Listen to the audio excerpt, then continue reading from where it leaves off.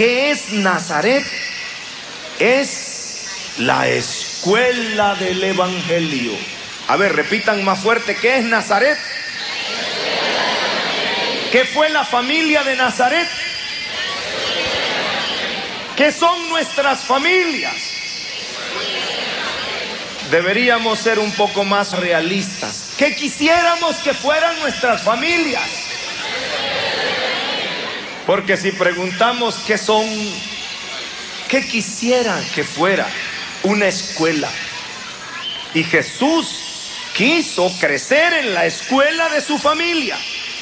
El Todopoderoso, el que cambió las leyes, obedeció a San José y a la Virgen, porque la vida familiar era la escuela. Y Jesús no solo lo enseñó con su ejemplo, que ya era bastante, 30 años de ejemplo, pero también lo enseñó con su palabra, con sus gestos. Si ustedes revisan el Evangelio según San Marcos, van a recordar que cuando Jesús sanaba, siempre mandaba a la gente que sanaba primero a su casa. Vean qué detalle más hermoso. No tenemos tiempo para estudiarlo todo, pero veamos el capítulo 5, versículo 18, que nos cuenta la historia de un hombre que, según el evangelista, era un endemoniado. Y Jesús, después de liberarlo y de sanarlo, recibió a este hombre que le hizo una súplica. Oigan cuál era la súplica. Capítulo 5 del Evangelio según San Marcos, versículo 18. Al subir a la barca, el que había estado endemoniado le pedía estar con él. ¿Qué era lo que le pedía? No se quería separar de Jesús. ¿Y cómo, hermano? Si ese hombre estaba muerto y Jesús le dio vida, se agarró de la túnica de Jesús y le dijo: yo me quedo aquí contigo, yo no me voy a ninguna parte. Si tú te vas, yo me voy en el barco. Yo hago una pregunta: ¿ese hombre quería hacer algo bueno o algo malo? No los veo muy decididos, ¿eh? ¿Estar con Jesús era algo bueno?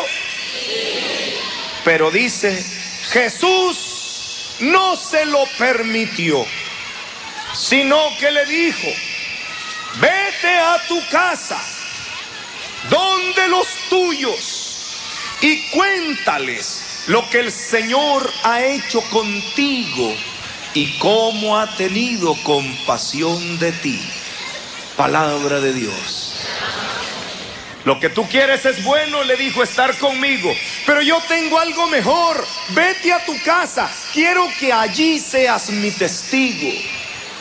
Porque también en la casa él iba a estar con Jesús. Ese hombre creía que para estar con Jesús había que apartarse de los demás, y Jesús le explica: donde hay dos o más reunidos en mi nombre, allí estoy. En tu familia, ahí estoy. Vete a tu casa. Jesús lo sana y lo manda. ¿A dónde lo manda?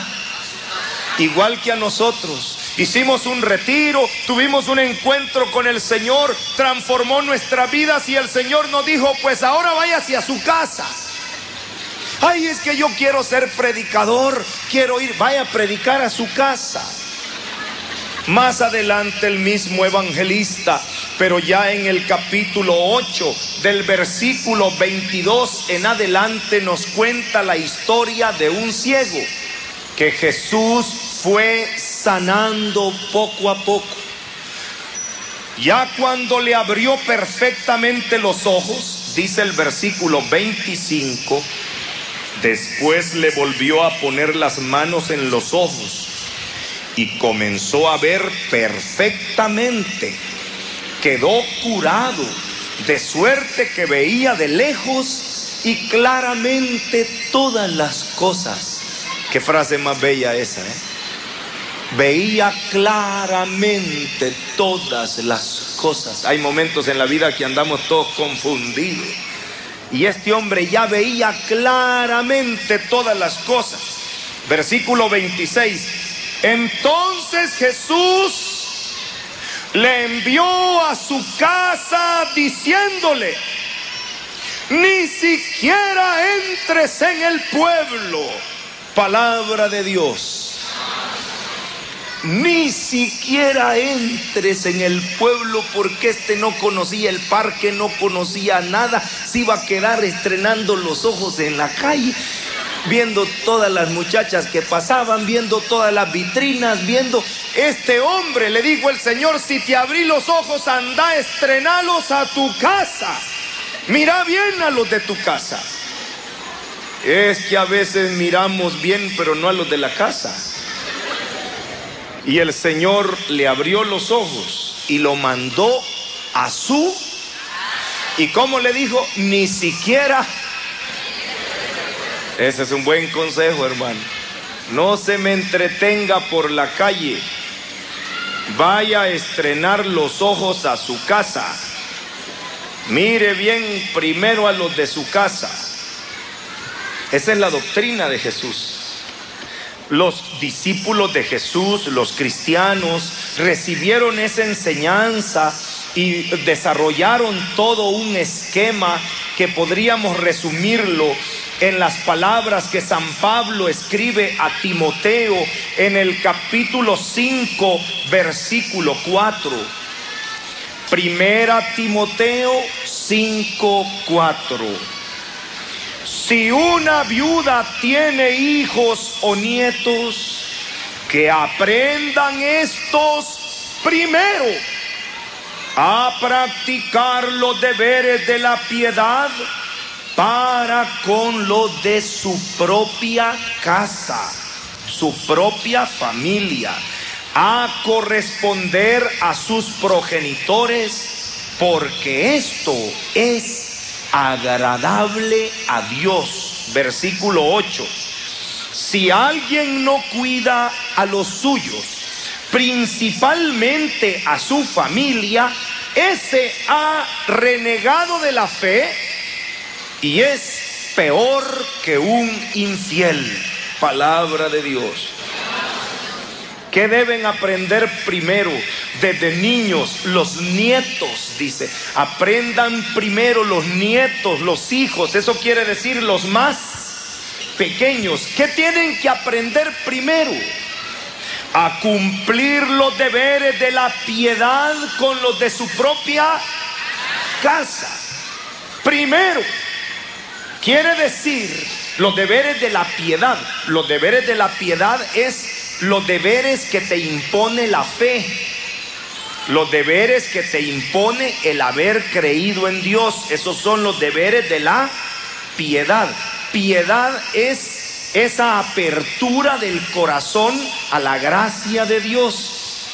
Sea piadoso, o sea, usted debe estar sometido, obediente, debe estar cumpliendo con las implicaciones de su fe. Esa es una persona piadosa. Ahora bien, ¿dónde debe aprender a cumplir eso primero? En su propia. Porque si alguno no cuida a los de su propia casa, es peor que un infiel, o sea, que uno que no tiene fe. Es serio, hermanas y hermanos, el convertir nuestra familia en la primera escuela, en el primer campo de aprendizaje y sobre todo en el primer lugar donde ponemos en práctica lo que Dios ha hecho con nosotros. Hasta aquí los datos bíblicos. Resumiendo, Antiguo Testamento. Cuando Dios quiere sacar al pueblo de Israel de la esclavitud, comienza uniendo a las. Nuevo Testamento. Cuando el Padre Celestial envía a su Hijo para salvarnos, lo manda que nazca en una. Y Jesús pasa más tiempo en su